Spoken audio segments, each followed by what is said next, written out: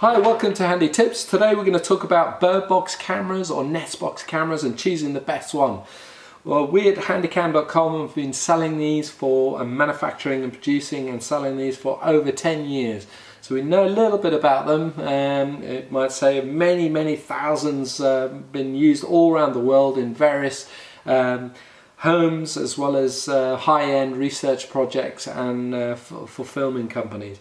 So we thought we'd give you a few tips on how to choose the best camera, because there are, since ours starting over 10 years ago, there are many sellers of them now, and we thought we'd give you some pointers on getting the best one for you and your wildlife project. Now, over 10 years ago, we were pioneers of this sort of technology. We were one of the first to bring out the HD in this sort of hardened metal casing. Also, we were the first to bring out the use of IP cameras in nest boxes for watching wildlife. And there are many other innovations which we continue to push forward on. Some of them are innovations are inside the cameras. A lot of the cameras they can look similar, like this casing's been copied, but just be aware that internally the technology might be a little bit different. The lenses may be different, the LEDs might be different, and the internals. So the best thing to do is just be a little bit savvy and just ask a few questions about the cameras and what's behind them. What we do is we choose fantastic optics, really optics that match the chip sensors inside. And for the chip sensors, just choose it's good to choose a good high resolution, non-interpolated picture. That means it's not messed around with too much. It gives you the very good raw picture and good quality. And also the chip should be made from a reputable company like Sony or Sharp or Omnivision or one of those, and their known sort of technology. The chips themselves are fitted onto boards and the electronics. It's hard to know about those inside or internally. The best way is to have a look at some footage if you can, and then just see if you're happy.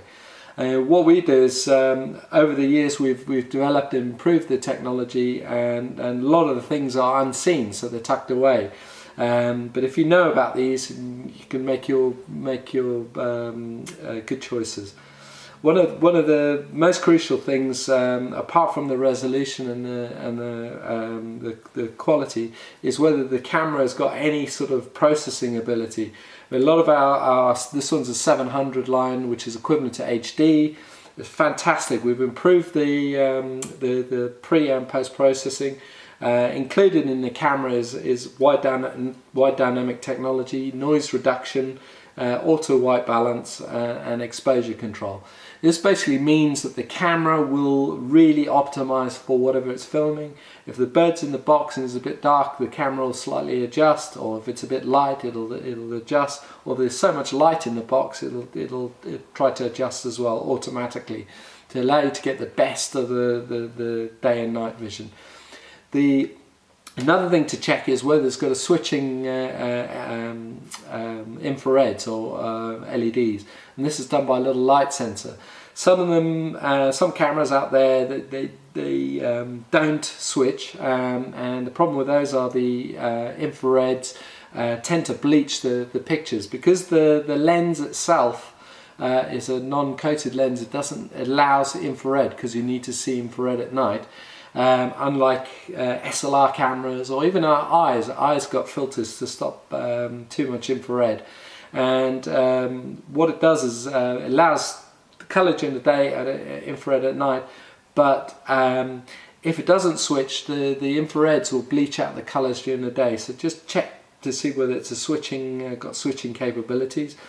Also make sure that we use sort of a high NM rated LEDs, which basically means the infrared is a higher frequency, so they don't glow, or they're not bright, or not a giveaway.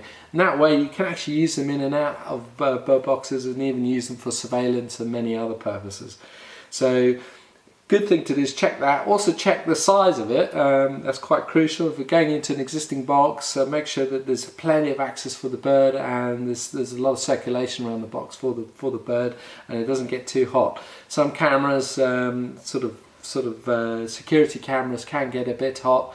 And it's always good to choose a camera that's not too hot for birds, so it gives them, you know, little as minimum impact on them rearing their young, and for, you know, sort of low impact enjoyment.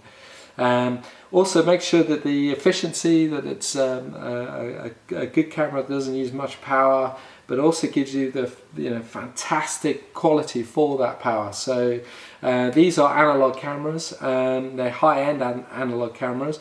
They're tending now to sort of top out at about 700 to 1000 TV line, but make sure that their true you know, sort of resolution is right, and they do give that quality. So yeah, that's basically the Nest Box cameras. If you've got any questions or anything at all, just give us a shout at handycam.com. We'll be happy to help. All our information and our kits, our cameras are all on at handycam.com, so check them out. Please like this video and share it, and also subscribe to our YouTube channel, where we've got loads of other more interesting hints and tips to come. So I hope you like the video, and thanks for watching.